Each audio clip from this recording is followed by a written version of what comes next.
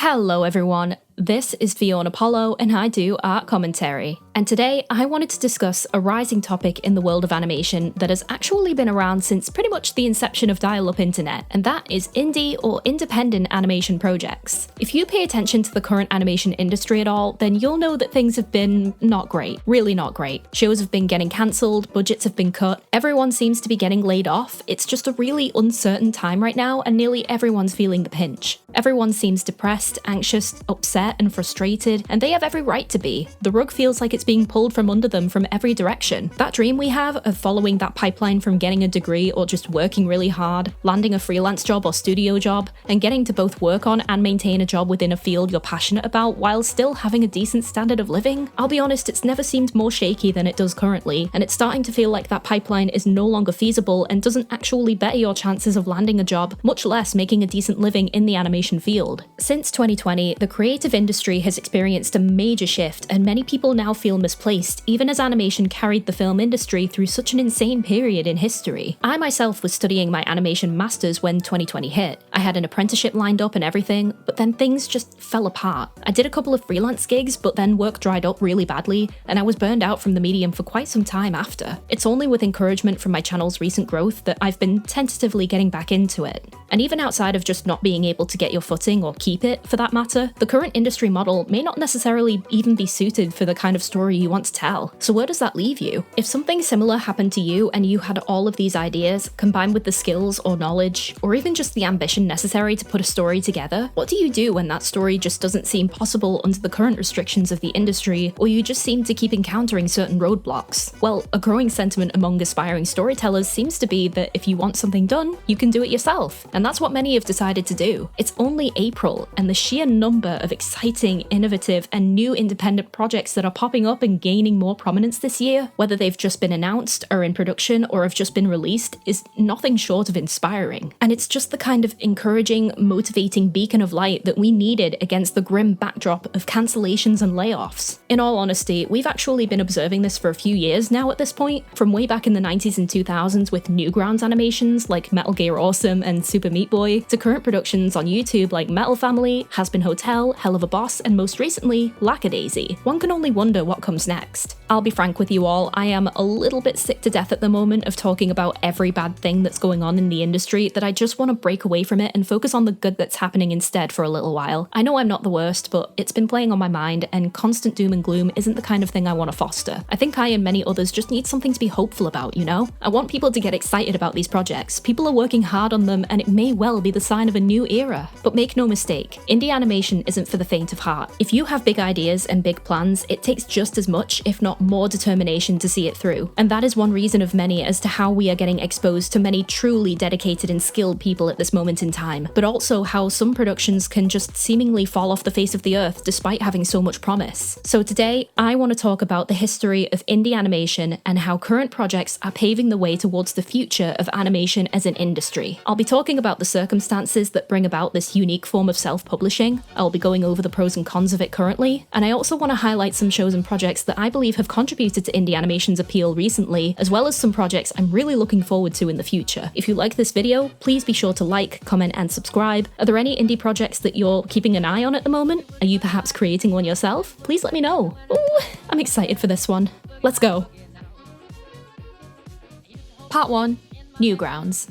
So when we talk about independent animation, I am going to keep this contained to the influence brought about by the internet. There were independent productions done before this, and they were sometimes done to great success. But the internet can be considered the turning point to where this became a legitimate career pathway outside of just being able to make something outside of a corporation's influence. I'm also going to focus more so on just TV-style animations rather than things like indie games, because I feel like indie games are a discussion all on their own, and I'm actually not that big of a gamer. Maybe at some point in the future, I'll bring someone aboard to talk about the history of indie games with me. But anyway, as far as animation is concerned, the internet brought about the ability to broadcast one's creations, even if they were only made by one person in their bedroom, to an instantaneous and global stage, the likes of which hadn't been made possible before, at least not to this scale. And that simple aspect of accessibility is what caused an explosion of creativity and experimentation. People who, for whatever reason, were unable to enter the field traditionally or weren't affiliated with it whatsoever, suddenly had an outlet to flex their own creative muscles. The first animations on the internet internet were extremely simple, and they kind of had to be because the internet was still not very powerful and it was still very new, and file sizes had to be kind of small to accommodate that. And guess what? We actually still use them. They're called GIFs, or GIFs, however the hell you want to say it. I say GIFs. GIFs pretty much took a hold of the internet instantly. They were used for laughs, they could be used for buttons, used in chat rooms, internet links, greeting cards, you named it. You could use them for so many different things. It was great. GIFs feel like they've kind of morphed in more recent years to be relegated towards reaction images used by cringy millennials, which I kind of feel sad about considering how well utilized they used to be. But that's not to say some websites definitely didn't go overboard with them. But regardless of what they are now, they were instrumental in figuring out the boundaries of the early internet and its potential uses for digital media. GIFs are also a great way for amateur animators to test the waters without having to jump in at the deep end. We saw no end of character movements and people trying to see how much they could fit into a single GIF at a time. After GIFs, technology continued improving until all home computers were able to handle full-on videos being uploaded by individuals. And this is where things truly started to pick up for uses such as animation. And if we're going to talk about animation in the early days of the internet, there's no way we can do that without mentioning Newgrounds. Newgrounds is a video, gaming, and image hosting website founded in 1995 by Tom Fulp. In the 2000s and 2010s, the website played a massive role in helping to cultivate modern internet culture, internet animation, and independent gaming long before these things hit the mainstream. Many well-known and popular online animators that we know of today, such as Egoraptor, took to Newgrounds in the early days and managed to garner a following that, well, followed them onto other platforms such as here on YouTube. Something interesting to note about the time in the late 90s, going back to not everyone being able to upload videos, is that originally the Newgrounds creator Tom Fulp uploaded most of the website's material himself and had a section of his site called the portal where he would put unfinished projects. But as time went on, this portal slowly ended up becoming a list of projects requested by website users because many people experienced issues such as bandwidth and bad connectivity in rural areas. Tom started to upload these videos for them until eventually he made this accessible to everyone to upload themselves, and this also contributed to the sheer variety of stuff being made and shared around. The vast majority of the content you would find on Newgrounds at the time would be things made using the software Adobe Flash, and oh man, Flash was everywhere and you could do so many things with it. You could make GIFs, videos, and even games. This program combined with Newgrounds itself allowed people a level of creativity and output that was frankly unprecedented for the time, and Flash games pretty much became a staple of independent animation online thanks to the program's versatility and ease of use. Flash sadly is no longer supported on most modern browsers and computers, and this is honestly one of the biggest tragedies of online internet history and culture, I think. There is now so much lost media created in Flash that can't be seen or played anymore that back in the day garnered millions of players and views. But regardless, people were able to get so creative with their projects that some animators gained a lot of notoriety from them. It even got to the point where some of the animators creating these things on Newgrounds were approached by corporate animation studios and broadcasters, including the likes of MTV. For those who didn't get offered that chance though, while the views might be nice, where exactly do you go from here? Well, a little website called YouTube started to become popular all around, and many Flash animations got imported onto YouTube to reach more people, and many Newgrounds animators also migrated. I distinctly remember watching a lot of Sonic and Naruto shorts as a kid, which I'm certain originated from Newgrounds, I'm sure of it. Oh man, the memories, they were great. But anyway, a big appeal to uploading on YouTube was, as you could probably guess, the monetization. Basically, in the beginning, rather than earning money for how long someone watched a video, you earned money for how many clicks it got. And for animators who could only produce a few minutes of animation at a time, this was hugely beneficial, and people were able to make a decent amount of cash from it. But then unfortunately, things changed. Because you only had to get people to click on the video, this gave rise to serious clickbait issues. A lot of people would upload a video with an outrageous thumbnail to get people to click on it, but then the video itself would just be absolute nonsense, completely unrelated to the thumbnail itself, or just outright lying about what the video was about. And this is what caused YouTube to switch up its monetization process. This ushered in the current monetization methods we know of today, where your video's income is calculated from the length of time someone watches a video for and not just how many people click on it. But the unfortunate drawback of this is that animators suffered the most because they could only produce short-form videos. Pretty much overnight, their method of income was taken away from them, and they had to invent different methods of keeping afloat. A lot of animators found it more profitable to stream the animation process on Twitch rather than posting the finished product on YouTube, which was a bit of a demotivator, especially if you didn't have a good setup or good internet connection to do those streams. But if animators are anything, they are both resourceful and maybe a tad stubborn, and there are other avenues to produce stories and showcase your art to the world on certain platforms. What I will say though is that while people are still able to create stuff on an individual level, as the years go on and indie productions are taken more seriously and crafted with greater care online, the expected production quality is also growing, which can result in individuals feeling like they're not doing enough to win people over. This of course depends on things like the individual, the kind of story, and what the creator wants out of it. But if you look at what's being produced today versus what used to be uploaded on Newgrounds, the difference is pretty undeniable. This higher production quality can also urge people to collaborate and treat it with the same professionalism as what you would expect in a corporate studio, which can be fantastic, but it can also make things a bit trickier in a few different ways. So let's take a look into that next.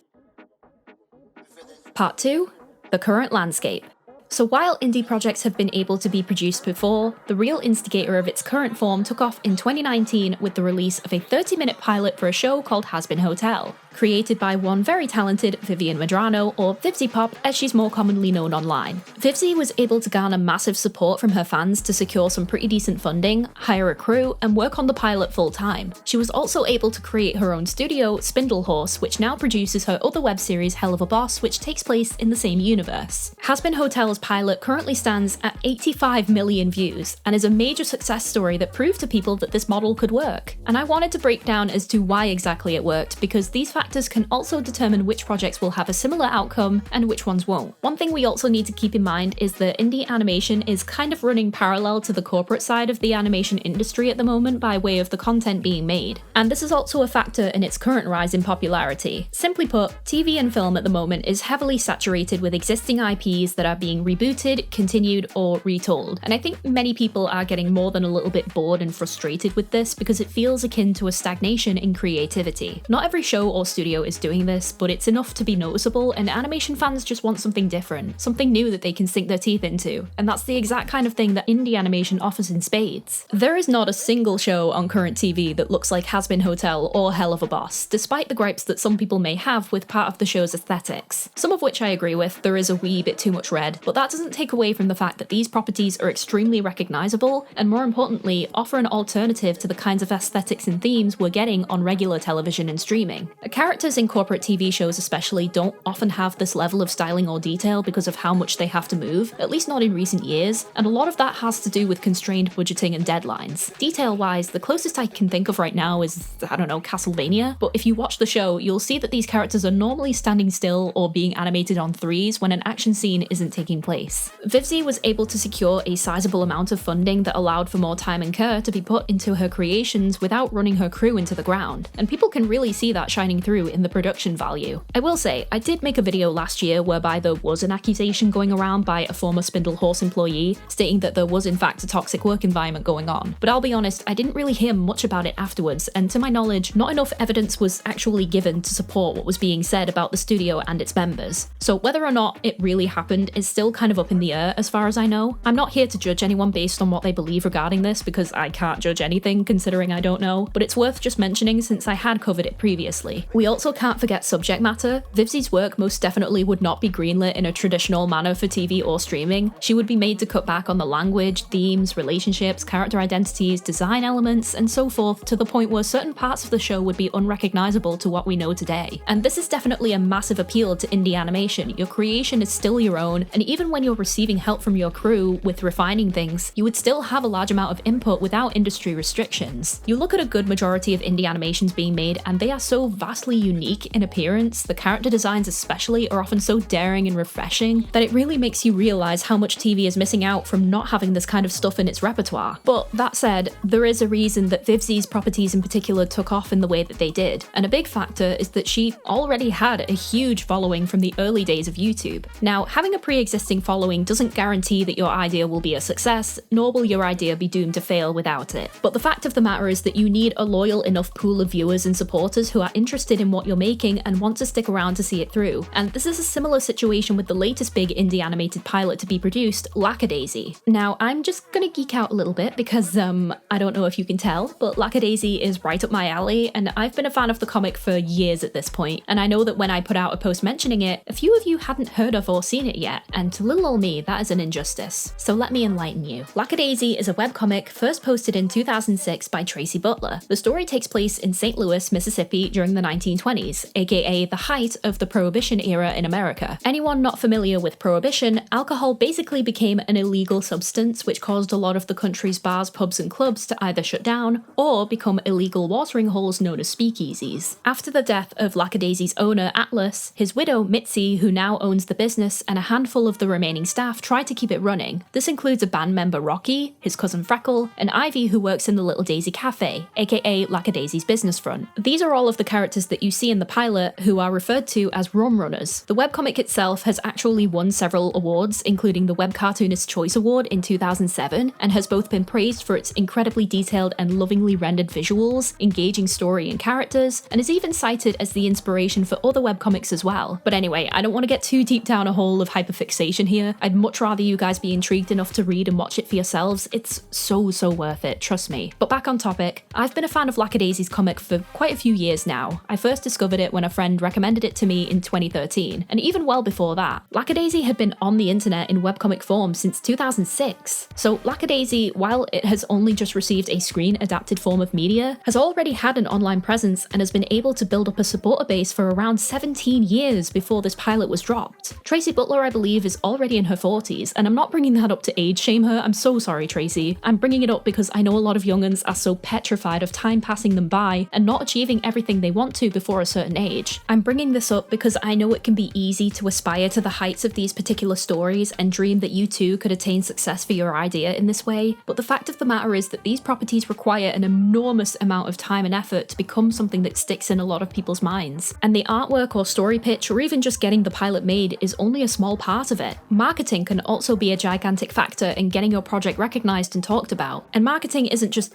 blasting your social media and demanding people look at what you made all the time. It's more passive things as well, like artwork, works in progress, memes, or even just talking about your ideas in Discord with friends and strangers without seeming too pushy, because that can also drive people away. It's worth noting that in an article regarding Lackadaisy's pilot, it was noted that Tracy was particularly active with maintaining social media platforms, including Instagram and Twitter. Even former incarnations of your work can help promote what you're currently doing, such as, say, if your story is also currently available in webcomic form. All of these things work together to provide a project with the required amount of intrigue and support needed for it to grow. Getting some people together and making the thing is only half the work. And even with all of that, you need to be thinking about this while still maintaining a certain level of quality. Even a property that seems to have just become popular overnight will often have a spark to it that indicates to people that this is made with a truly admirable amount of love, dedication, and just solid skill. For example, there is a new alternate reality horror game that has recently become an overnight sensation called Welcome Home. Only the prologue has been released on the website, but as you can see from not just the quality of the artworks shown on the site, but also the amount that has been created, in addition to how well the website has been constructed, the graphics, assets, the amount of clues people have found relating to what the creator has in store for this project is all a labor of love. But again, keep in mind, this wasn't done overnight. From what I've read, this prologue has been in production for around 5 to 6 years already, which is a lot more understandable given the sheer amount of work already put into it. It would be pretty ludicrous to believe that the creator cobbled all of this together even in just a year. A note as well on that actually, the creator of Welcome Home, Clown Coffin, has recently experienced an explosion of attention and it's ended up overwhelming him a bit, understandably. So while I, just like many other people, am extremely excited to see what he has in store, please be respectful and just give him time to adjust to this newfound attention. I know when one of my videos blew up, it was actually quite terrifying having so many new eyes on you, and that was nowhere near the amount of attention he's getting now. So please just be considerate of that. But what I'm trying to say is that even if you may still be a small creator, but you have an idea and the ambition to see it through, look to these success stories as motivation, but also don't let numbers discourage you. We make art not primarily for the success or money or fame, even if those things would be nice. We make it because it makes us happy, or at the least we should.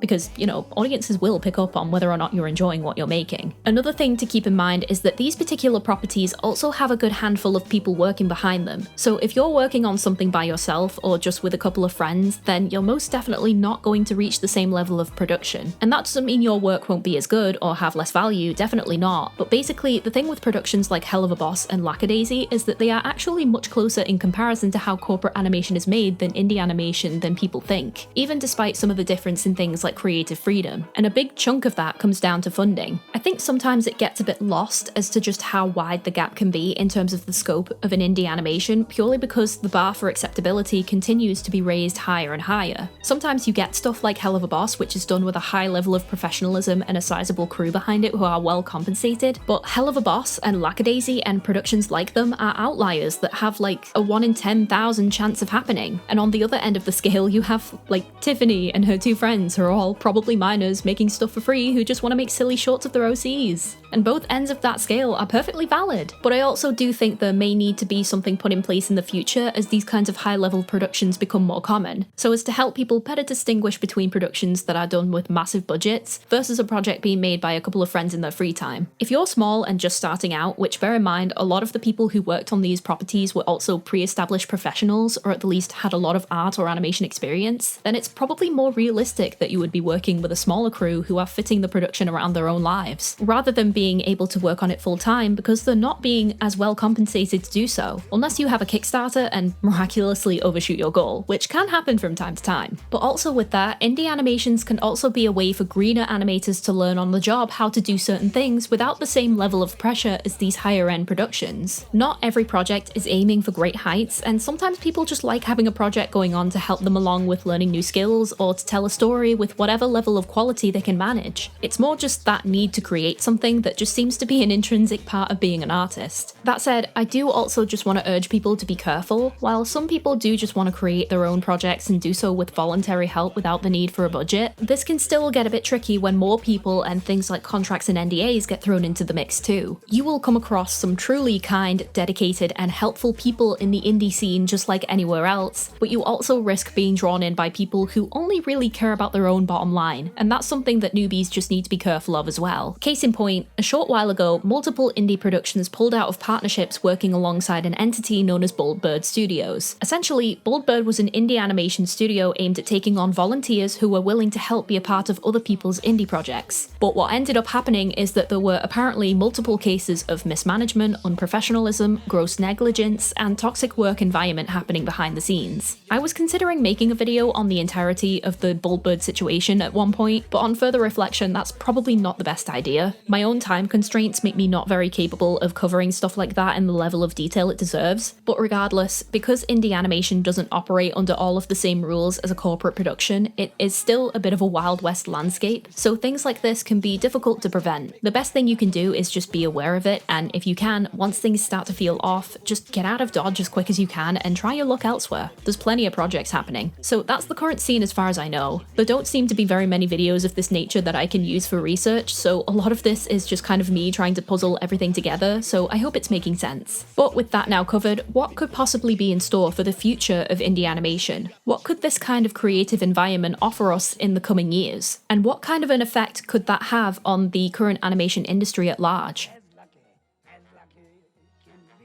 Part 3. What comes next? So what's the next stage for these indie productions? Well, considering most of them are still in pilot stage or are in the midst of releasing episodes, I guess the main thing we want to see is just how much staying power these properties will have both as they continue on with production and as they finish up. The emergence of so many new independent properties is still in the beginning stages, and only time will tell how far they'll be able to go. But I'm pretty sound in my thinking that this will hopefully bring about a positive ripple effect in the world of animation. Even outside of Has-Been, Helliver, and Lackadaisy, there are other productions like Murder Drones, a 3D production that has so far uploaded its pilot episode back in October 2021 and released its 4th episode this month. This is also another production I heard whispers about and is definitely worth a look as far as animation quality is concerned. Personally, robots aren't really my thing, which is why I haven't looked too far into it as much as the others, but I still think it looks intriguing and it will appeal to a good few people. Another production that I am currently obsessed with is a series called Metal Family, a story revolving around a family as they navigate through life together. It's kind of like the Addams Family if the Addams were metalheads instead of goths. Also, the dad's backstory is so heart-wrenching. This production is originally in Russian, but is also being dubbed in English as it goes on, and they recently held auditions for a new voice actress for the mum character Victoria. If you're a fan of rock music, found family, and a bit of heartstring tugging, I'd very much recommend it. Aside from that, some other productions that are yet to take off that I'm really excited for include Defenders of Elodia by Naya Faye, Lumi and the Great Big Galaxy by Evan, Pen Pals Forever by Murray Lum, and Atlas in the Stars by Miranda Mations. And I can't mention indie works without talking about the hard work and dedication of one animator who has gone above and beyond and animated an entire feature-length film all by himself. Denver Jackson has been working on his production Worlds Divide for 2 years. His is a story and example of great dedication and passion to the craft, but he needs help to finish things off. In his own words, used all my life savings to survive 2 years while I animate 14 to 18 hours a day, 7 days a week for the duration of production. Also paid out of pocket thus far, spending $35k, not accounting for my time. Budget of this film is $35k. No savings left and need to finish. The film itself looks absolutely stunning for a single person to be able to accomplish, but it's also important to note that he has made massive sacrifices to make this happen. Not just anyone can quit their job and live off their savings while working 14 to 18 hours a day on a passion project. And while I respect his choices and his drive and will support the production in my own way as much as I can, that's quite an extreme lifestyle. Especially considering he is now trying to gather the rest of the production cost via Kickstarter, which has just managed to hit its goal for Denver to work on the remainder of the film for minimum wage. But despite that, I don't want to discourage any support for him because he absolutely deserves any that he receives, and I'll definitely be eagerly awaiting for this film to be released. And it doesn't stop there. There are a wealth of small creators trying to create their own series, but they need support to make that happen. And if they get it, that will signal to everyone from individuals to big companies that these original stories are worth taking a gamble on. I truly think that this could signify a new era of animation where creative freedom is put at the forefront and given its dues, and I want so badly for that to happen. I can't overstate how happy it makes me to see people in this field persevering through so much of the darker side of things that have been happening as of late. I want people to enjoy animation again. I want to enjoy animation again. That said, I'm not totally blind to only the positives that this could bring. The circumstances that the animation industry has found itself in is not the result of a lack of creativity or drive from the workers' side, it's the executives and CEOs who are putting a stranglehold on the industry. While I am sure that at least in the beginning, companies may attempt to compete with indie animation as a way to level the playing field, one thing I'm concerned about possibly happening is whether these kinds of bigwigs will see the indie scene flourishing, weigh that up against their current profit margins, and basically say to their employees, well, if you don't like the way we do things, go make your series on your own, while being fully aware that the nature of these properties aren't a feasible option for everyone, especially not when so many of them rely on voluntary labour and people need money to live. But only time will tell on that. It's a bit too early to say what direction these things will go in. But with that said, I'm overall hopeful for the future. I think people are now starting to take matters into their own hands and becoming the change they want to see in the industry, and I honestly couldn't be happier about that. It'll be hard, but like I said, animators are too stubborn to be kept down for too long. I think we're on the verge of something truly great here. But anyway, thank you so much for watching, and if you like this video, please consider liking and subscribing. What do you think of the current landscape of indie animation? Do you have any favourite animations from back in the day in places like Newgrounds? What do you think will be in store for the industry? Please let me know. Stay safe everyone, and I will speak to you all very soon. Bye!